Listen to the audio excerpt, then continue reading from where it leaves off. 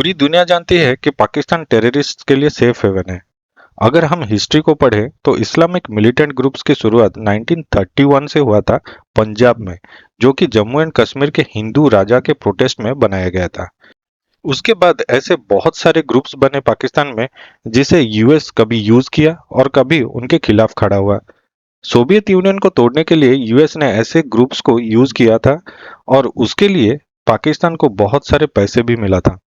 पाकिस्तान को लगता था कि ये उनके लिए एक कमाई का जरिया है, तो उन्होंने ऐसे बहुत सारे ग्रुप्स बनाए और उनमें से कुछ ग्रुप्स इंडिया के खिलाफ भी काम करते हैं।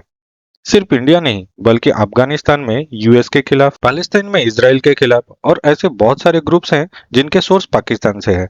कुछ ऐसे ग्रुप्स के लीडर हैं जो दुनिया के मोस्ट वांटेड लिस्ट में भी शामिल हैं।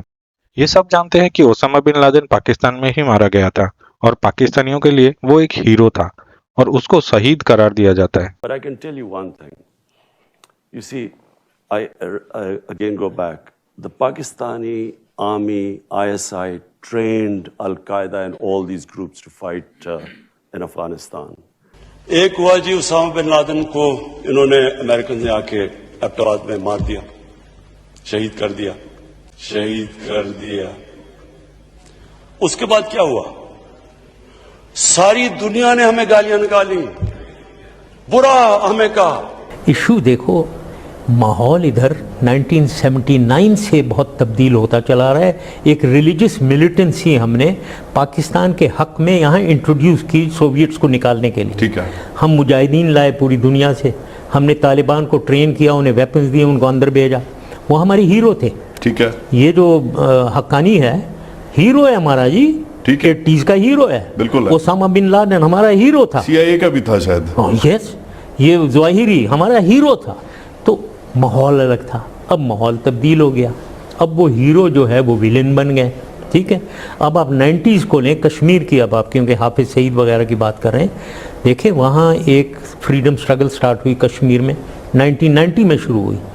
वो उनको मारा गया बुरी तरह से, इंडियन आर्मी ने मारा, वो भागकर पाकिस्तान आ गए। अब पाकिस्तान में फिर उनको हीरोज़ रिसेप्शन दी गई, उनकी बिल्कुल ट्रेनिंग भी होती थी और हम उनके सपोर्ट में थे कि ये मुजाहिदीन हैं जो इंडियन आर्मी से लड़ेंगे अपने हकूक़ के लिए। और यहाँ फिर ये लश्कर तैयबा वगैरह बनी, बहुत सी 10-12 और भी बनी। वो हमारे हीरो थे जी। भले ही ये लोग प्रेस कॉन्फ्रेंस में ये एक्सेप्ट करते हो, पर आज तक कभी भी इंडिया में हो रहे टेररिस्ट अटैक्स में पाकिस्तान का हाथ होने का एक्सेप्ट नहीं किया है। लेकिन जितने भी टेररिस्ट आज तक पकड़े गए हैं वो सब पाकिस्तान का ही नाम लेते हैं उनकी ट्रेनिंग और कंट्रोलिंग के लिए।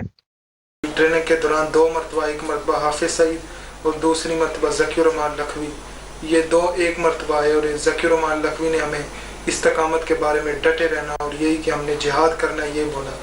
और उसके बाद मई में 2017 में हमारा लश्कर हुआ और लश्कर के बाद हमारी बर्फानी ट्रेनिंग हुई 2018 के जनवरी में और 2 महीने चली। और इसी के दौरान मैं 6 महीने बॉर्डर एरिए दोदनियाल पे भी रहा हूँ। हमारा एक और ग्रुप गया बॉर्डर पे जो क्रॉसिंग के लिए गया और क्रॉसिंग वाले दाएं जाने की बजाय बाएं गए और बाईं तरफ से बाढ़ घूम रही थी, तो उधर से उनको लगा कि बाढ़ इधर डबल है और वो परेशान होकर वापस आए।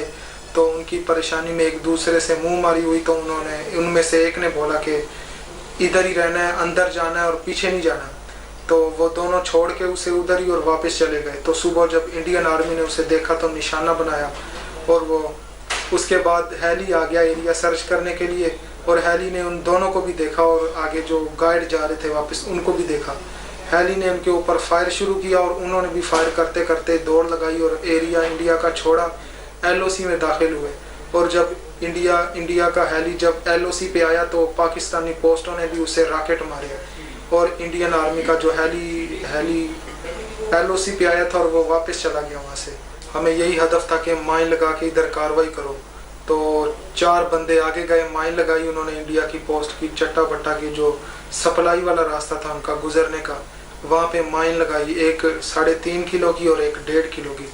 माइन लगाने के बाद वो वापस आए और हमने अगले दिन वो माइन ब्लास्ट की और भारतीय फोर्सेस के 2 जवान उसमें मारे गए। और 3 दिन बाद आर्मी जब एरिया सर्चिंग के लिए आए तो फिर हमने दूसरी माइन भी ब्लास्ट करने की कोशिश की और जो हमारा रिमोट था उसके सेल ख़त्म हो गए। यही कि उधर 15 लोगों को ट्रेनिंग दी जा रही थी। उधर से उनसे ही पता चला था कि जो इस साल हम बंगलेहाट डैम पे जो है ना टारगेट है हमारा वो। ये कहाँ 15 लोगों को ट्रेनिंग दी जा रही है? उधर उसी मास्कर में ना, उसके साथ एक छोटा मास्कर है नीचे, उधर दी जा रही। क्या करना था उन्हें? बंगला डैम को उड़ाना था? जी शायद। कुछ सुरंग के बारे में मुझे कल बता रहा था, उसके क्या बारे में बताओ। सुरंग एक बनाई जा रही थी जो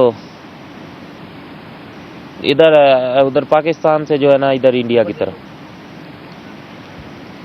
कहाँ से बनाई जा रही थी सुरंग, और इस सुरंग का क्या था, काम क्या है इसका? लंबाई क्या क्या है, कौन कौन काम कर रहे थे, कितने बंदे काम कर रहे थे, कितने दिन से काम कर रहे थे? तकरीबन मैंने 1 माह से काम किया है, तो जो बंदे थे उस वक्त तो 8 से 10 बंदे थे ना, और बस। ये सुरंग कहाँ से बनाई जा रही है? ऊंचाई लंबाई? ये सियालकोट की साइड से ना। ये ऊंचाई सुरंग लंबाई? कहाँ खुलनी है आके? खुलने का नहीं पता। कितनी बड़ी ऊंचाई कितनी है, लंबाई कितनी है सुरंग की, और आप कितने दिन तक काम करते रहे इसमें, और अभी कितना बन चुकी है? तकरीबन चौड़ाई 4 फुट है और लंबाई 6 फुट होगी, 6-7 फुट।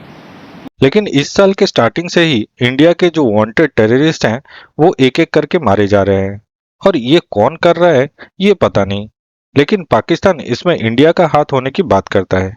जो मारे गए टेररिस्ट हैं उनमें अजीज अहमद 14 फरवरी को, सैयद खालिद 27 फरवरी को, बशीर अहमद 20 फरवरी को, सैयद नूर 4 मार्च को, सरदार हुसैन 1 अगस्त को, अबू कासिम 8 सितंबर को, जियाउर रहमान 29 सितंबर को, शाहिद लतीफ 11 अक्टूबर को, और अब रिसेंटली दाऊद मलिक को किसी ने मार दिया है। जैश ए मोहम्मद मसूद अजहर की बड़ी चड्डी बड्डी फ्रेंड्स, जिनके साथ वो अपने वाले खाते थे, जिनके साथ वो घूमने जाते थे, जिनके साथ वो टेररिस्ट ऑर्गेनाइजेशंस की डिटेल्स शेयर करते थे, कौन कौन सी नई ऑर्गेनाइजेशंस खड़ी करनी है ये डिसाइड करते थे, कहाँ की लड़कियां कहाँ भेजनी है ये डिसाइड करते थे, कहाँ से वेपन्स का कार्टेल आएगा ये डिसाइड करते थे, भारत में कहाँ हमला होना है ये डिसाइड करते थे।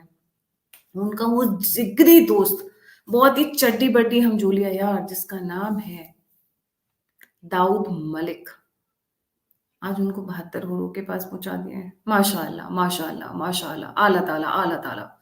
आज उनको अज्ञात हमलावरों ने ठोक डाला, पीट डाला और निपटा डाला। ये इंडिया के लिए बहुत अच्छी बात है, पर जो लोग ब्रेन वॉश होकर टेररिस्ट बन जाते हैं और मारे जाते हैं, उनके बाद उनकी फैमिली का क्या हाल होता है वो शायद वो लोग सोच ही नहीं सकते। नहीं, यहाँ पे मुझे 15 दिन हो गए हैं तकरीबन, काफी सुकून में हुआ है, बहुत सुकून से सो तो सकती हूँ जी, सुकून से सो सकती हूँ, टेंशन बच्चों की नहीं होती है, दिन को खेलते रहते हैं, उसमें भी बैठी रहती हूँ करके। जिस हिसाब से कह रहे थे कि भारत में ये होगा तो वो होगा, अल्हम्दुलिल्लाह जी हम बहुत सुकून मिला आके, बहुत रिलैक्स हुए, मेरे बच्चों का बहुत ख्याल रखा गया यहाँ पे।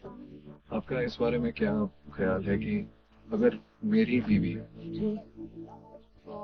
पाकिस्तान जाए तो उसके साथ क्या व्यवहार किया जाएगा? वो वहाँ अपनों का ख्याल नहीं रखते तो यहाँ से जाने वालों का क्या रखेंगे? और हमारे लिए जो एक मिलिटेंट था, जी आप उसकी बीवी हैं, आप यहाँ आए, जी, आपके साथ कैसा व्यवहार? बहुत अच्छा ख्याल रखा है मेरा, मेरे बच्चों का बहुत ज्यादा। मेरा सपोर्ट तो इंशाल्लाह इधर ही होगा, क्योंकि जहाँ मेरे बच्चों को सुकून मिला है, तो पाकिस्तान में जो है सब नाम का ही है, कुछ भी नहीं है, ये इंसान कोई इंसानियत नहीं है वहाँ की। इंसानियत मेरे लिहाज में तो नहीं है। यही कहूँगी कि वहाँ की जो तंजीम है, वो यहाँ कश्मीर के जो नौजवान हैं अपने इस्लाम का मतलब गलत इस्तेमाल करके, तो इनका भी गलत इस्तेमाल करते हैं नौजवान, सारी जिंदगी इनकी बर्बाद कर देते हैं। कुछ तो जवानी चाहते हैं बेचारे, जवानी भरी जवानी में कुछ शादी करके खुद को भी बर्बाद करते हैं और बच्चों को भी। उनका क्या है, वो तो एक रास्ते पे हो जाते हैं, पीछे रह जाते हैं रुलने के लिए बच्चे और बीवी।